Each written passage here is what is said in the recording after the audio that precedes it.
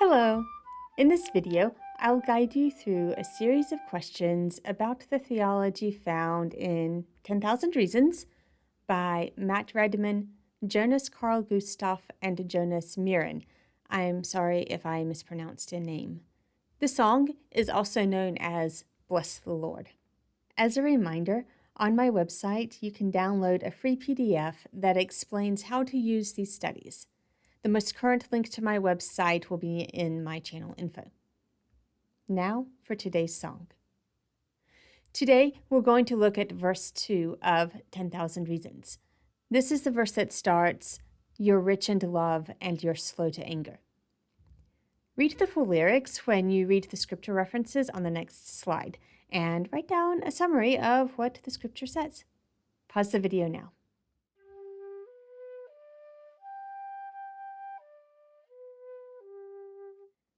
Here's your first question. Well, it's sort of two questions. What does it look like for God to be rich in love and slow to anger? One way to approach this question is to make a rich in love and a slow to anger column and fill in the columns with the evidence and your thoughts. You could do this on your own or in a group. In a group setting, you could divide the group and assign one of the attributes to each group. After a few minutes, the small groups would report back to the big group.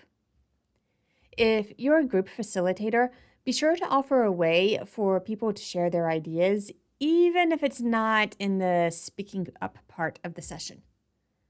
Unless your goal is to be sure that everyone is saying the same thing, it's important to find ways to get the conflicting ideas out there, and people might not want to say what they're thinking if they realize it's different from what everyone else is saying, or if it's just a start of an idea but not fully thought out. However you decide to approach this question, pause the video now.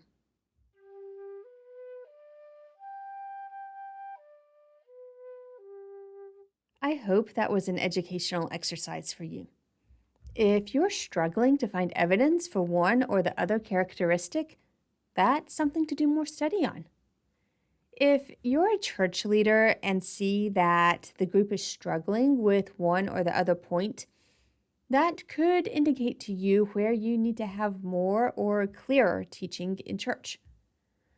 If, as a church leader, you notice that an individual is having trouble, that could suggest an area where they might need some personalized ministry.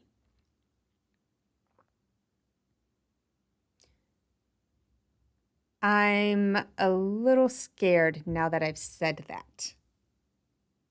Don't conclude someone has a problem and then not take them at their word when they say they don't. Be respectful of the individual. Don't be arrogant and think you know them better than they know themselves. Basically, I'm trying to say be alert to people who might need personal attention, but also don't overstep their boundaries. All right, for this next question, feel free to use other scriptures in addition to the ones I suggested. I think you'll probably have to, actually. What scriptural support is there for or against the idea that God is rich in love and slow to anger? You may have touched on this in the first question, but I really want you to be intentional about searching scripture to see what it says, not having an idea and then going to find scripture that supports your idea.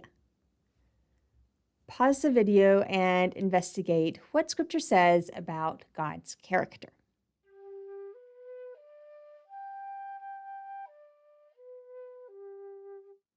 You probably didn't come to a full conclusion or finish examining every relevant scripture. That's fine. I do think it would be helpful, though, for you to highlight any scriptures that bring up questions or that seem to give a different perspective to the first question. The next question focuses more on how we think about God. What do you mean when you sing that God's name is great? Pause the video now.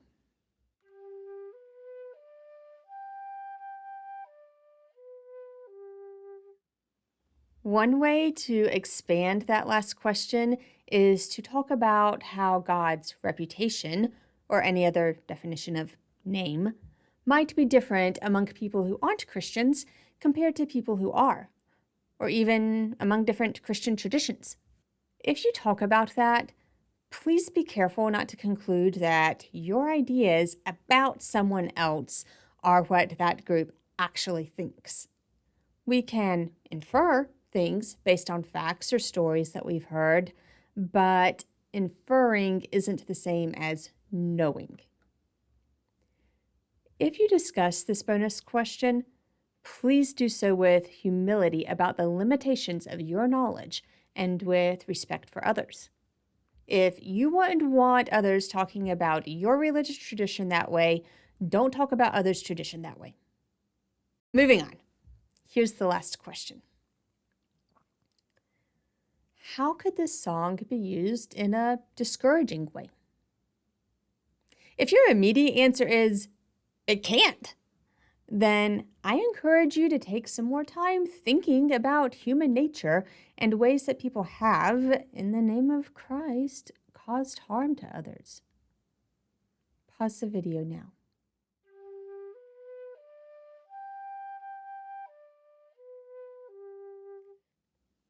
I'm sure that last question was challenging. The point was to help you put yourself in the shoes of someone who may have a different understanding than you of how following Christ affects daily life. With that downer, I actually picked this song as one that could be used in a Thanksgiving worship service. I think this song could be used as a way to open a time of people sharing what they are thankful for Christ doing for them, or as a prayer. This song could be a way to ask God to help you to see and be thankful for what Christ has done. There are probably other ways to use this song in a Thanksgiving service. If you'd like help putting together a Thanksgiving service song set, I have a playlist on my channel of songs that relate to Thanksgiving. It will be up unless YouTube takes it down. That's all for this video. Bye.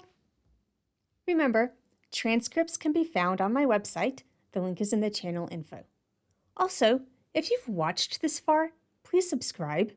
I'd like to publish a book that goes into more detail and looks at full songs, but agents for nonfiction Christian books won't accept submissions unless the author has a large social media following. So, please help me and subscribe. Thanks.